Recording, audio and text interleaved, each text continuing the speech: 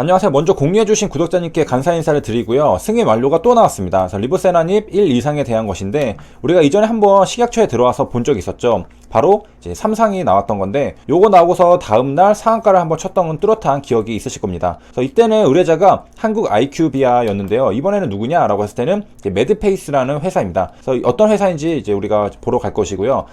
적응증은 전이성 결장 직장 쪽이라는 것을 알 수가 있고, 요 실시기관들은 아산, 서울대학교 병원, 연세대 세브란스 이런 것들이 있습니다. 그래서 매드페이스라는 회사가 어떤 회사인가 보면은 이제 클리니컬 컨트롤 리서치 오거니제이션이라고 해서 이제 CRO라고 부르죠. 그래서 CRO 회사라는 것을 당연하게 알 수가 있겠고요. 그 다음에 이 회사는 여기 보니까 스타트 트레이딩 스탁이라고 되어 있죠. 우리가 이제 트레이딩을 하게 됐다. 스탁을 트레이딩 한다라는 것은 무슨 말이냐? as a public firm. 이거는 상장이 되었다는 뜻입니다. 그래서 2016년에 상장이 돼가지고 우리가 퍼블릭하게 이제 스탁을 트레이딩 할 수 있다라는 점이고요. 여기 보면은 트레이디드 에스 해가지고 이렇게 나와 있죠. 그래서 이 기업의 이제 히스토리를 보면요. 이제 만들어진 지는 다른 회사들에 비해서는 이제 최신이라고 볼 수가 있겠습니다. 1992년에 이제 만들어졌으니까 그래도 30년 정도는 됐다고 볼 수가 있겠고요. 이거 이제 파운디드 한 사람이 누구냐면은 이제 닥터 어거스트 트론딜이라는 사람이 이것을 이제 설립했습니다. 창업자죠. 이분의 경력이 이제 재밌는데, 경력을 보면요. 처음에 이제 커리어를 어떻게 시작했느냐? He began his career as a reviewer with the FDA라고 적혀 있습니다. 그러니까 이거는 이제 심사라고 죠. 리뷰를 하는 사람. 그러니까 FDA에서 이런 일을 했던 사람입니다. 그래가지고 이제 어디서 일했냐? 이제 레귤러터리, 그 다음에 제약회사 이런 데서 일했다라는 건데, 요게 바로 FDA를 말하는 거겠죠. 그래서 FDA에서 일을 했다라는 점. 그러니까 이제 경력을 보면은 좀 알 수가 있죠. FDA에서 내가 심사, 리뷰어로 일을 하다 보니까 어떤 약들이 임상을 이제 결과들을 많이 보면서 신약 허가를 많이 받고 그런 것들을 이제 알겠죠. 좀 눈치가 있겠죠. 그렇기 때문에 CRO를 하면은 또 잘할 수 있을 거다라고 생각해가지고 진입을 한 것으로 이제 추측을 해볼 수는 있습니다. 한마디로 이제 FDA에서 리뷰어로 이제 많이 경력을 쌓은 다음에 이제 짬밥이 많이 생기고서 이제 CRO로 넘어가서 사업을 시작했다라고 보면 되겠습니다. 그래서 이제 바로 그 매드페이스가 의뢰자라고 되어 있는 것을 알 수가 있고요. 이분이 이제 어디에 스페셜라이징 되어 있냐면은 이제 하이 콜레스테롤 이런 부분 이제 트리트하는 것에 관심이 있었나 봅니다. 그래서 보면은 이제 콜레스테롤 같은 경우에는 이제 지질의 한 종류로 우리가 많이 들어봤죠. 재밌는 사실은 이제 예전에는 식물에는 콜레스테롤이 없다고 생각했는데 이제 매우 소량을 존재했는데 이거를 확인할 기술이 부족했기 때문에 우리가 몰랐다고 합니다. 그래서 우리가 콜레스테롤 하면은 이제 가장 무서운 게 혈관 질환을 일으키니까 요거 좀 무섭다고 하죠. 그리고 콜레스테롤 숫자 높아졌다고 하면 이거 내려야 된다고 생각을 하는 이유가 바로 혈관 질환과 연결이 되어 있기 때문입니다. 혈관 내벽에 콜레스테롤을 포함한 찌꺼기가 침착이 되면은 이 통로가 당연히 좁아지게 됐죠. 혈관이 이렇게 좁아지게 되고 그러면은 이제 혈액의 양이 줄어들면서 각종 혈관 질환을 일으킨다고 합니다. 요게 이제 혈관이 있으면 여기 침전물 이렇게 쌓여가지고 혈관이 좁아지면은 이제 문제가 생기는 것은 눈에 이제 뻔하게 보일 테고요. 우리가 이제 좋은 콜레스테롤은 HDL이라고 하고 나쁜 콜레스테롤은 LDL이라고 하는데요. 이 LDL 콜레스테롤은 혈관벽 안쪽을 파고들어서 각종 염증 반응을 일으킨다라고 합니다. 안 그래도 우리 이제 혈관벽은 나이가 들면서 나무 나이테처럼 저절로 두꺼워지는데 거기다가 이제 콜레스테롤 수치까지 높아지면은 추가적으로 혈관벽이 더 두꺼워지게 됩니다. 자, 이제 아무튼 그렇고요. 이제 적응증이 전이성 결장 직장이라는 건데 이거는 이제 한 번도 본 적이 없죠. 한번 일단 그림을 보도록 하겠습니다. 이게 이제 대장이 이렇게 있는데 여기 보면은 직장이라고 적혀 있는 게 이렇게 있습니다. 그 다음에 이제 결장이라는 게 이렇게 여러 가지가 있죠.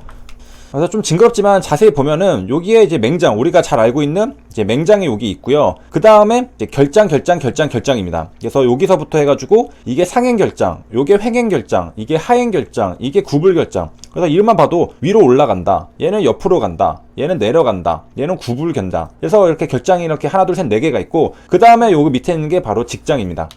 우리가 이제 대장에 요게 생기면은 이제 대부분 요 직장에도 생긴다고 하는데 그 이유가 바로 발암 물질에 가장 심하게 노출되기 때문이라고 합니다. 그래서 만약에 요게 생기게 되면은 수술 자체는 이제 일반 대장보다는 까다롭지만은 이제 대장 내시경으로, 왜냐면 이제 바로 입구 쪽에 있기 때문에 쉽게 발견해서 생존율은 나쁘지 않다고 합니다. 그러니까 이게 늦게 발견하면은 이제 굉장히 이제 뭐든지 다 안 좋죠. 하지만 빨리 발견하면 그만큼 좋다라는 것이기 때문에 생존율은 나쁘지 않다. 그래서 그러면 이제 요게 왜 생기는 거냐? 일반적으로 결장 직장은 장 또는 직장 내벽 표면에 이 폴립이라는 단추처럼 보이는 성장물로부터 시작이 됩니다. 이 폴립이 뭐냐면요, 좀 들어봤을 것 같은데 대장 용종을 바로 폴립이라고 합니다. 그래서 점막세포의 이상으로 인해 가지고 이 대장의 내강으로 도출되어 자란 그러니까 혹이 이렇게 나는 그런 것들이 폴립이라고 하는 겁니다. 그래서 종류가 이제 두 가지가 있는데 이렇게 있습니다. 하나는 이렇게 생긴 게 있고 하나는 이렇게 생긴 게 있고 떼어내야 되겠죠. 그래서 60대의 절반 뱃속에 요거의 씨앗이 있다, 바로 대장 폴립이 있다라는 건데요.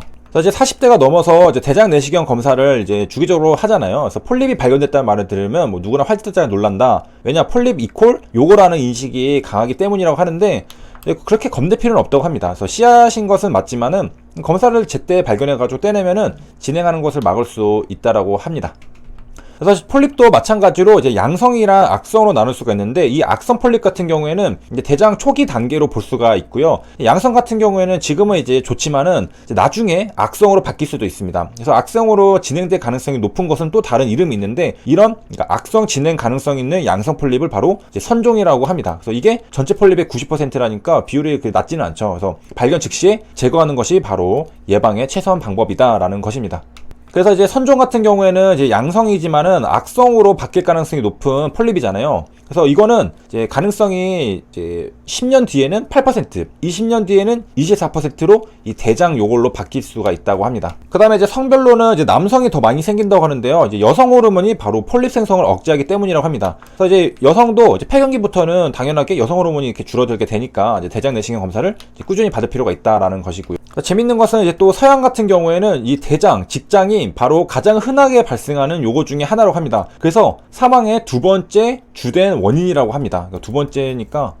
그리고 또 어떻게 보면 고기를 많이 먹으니까 뭐 그럴 수도 있다라고 생각할 수 있고요. 그래서 이제 대장을 보면은 우리가 이제 결장 4개를 봤죠. 그 다음에 직장이 있었는데요. 요거를 약간 구분을 해가지고 보면은, 일단 여기 밑에서 보면은 이제 결장을 이렇게 거쳐가지고 여기 직장으로 나오잖아요. 이 결장에서는 뭐를 하느냐, 바로 이제 위에 보면은 이제 바로 수분이랑 염분을 빼내는 작업을 여기서 하게 됩니다. 그러면 이제 직장에서는 무슨 일을 하느냐, 자, 직장은 마지막 부분이죠. 마지막 부분인데, 여기서는 이제 영양소 흡수나 소화는 일어나지 않고요. 그냥 대변을 잠시 보관하는 역할을 한다고 합니다. 그래가지고 우리가 할 때 나오는 거고. 근데 이름이 이제 직장이라고 하는데, 이게 말 그대로 고든 상태는 또 아니라고 합니다. 그래서 약간의 이제 조금 이제 곡선이 있다고 하는데, 어쨌든 뭐 결장에서 항문에 이르는 직선 부위가 바로 직장입니다. 길이는 20cm.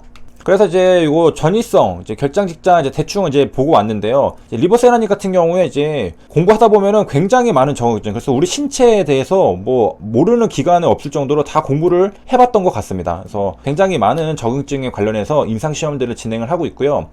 그리고 이제 마무리를 하면서 우리가 지질의 한 종류로 아까 콜레스테롤을 봤죠. 그래서 지방도 마찬가지로 이제 지질의 한 종류인데, 여기서 이제 지방산이라는 게 있습니다. 지방산이라는 게 뭐냐면요, 바로 이제 지방산이랑 글리세롤을 연결하면은 지방이 됩니다. 그러니까 다시 말하면은 중상지방을 분해를 하면은 지방산이 만들어집니다. 그래서 이제 3개의 지방산과 글리세롤이 연결되면은 지방이 된다라는 것이고요.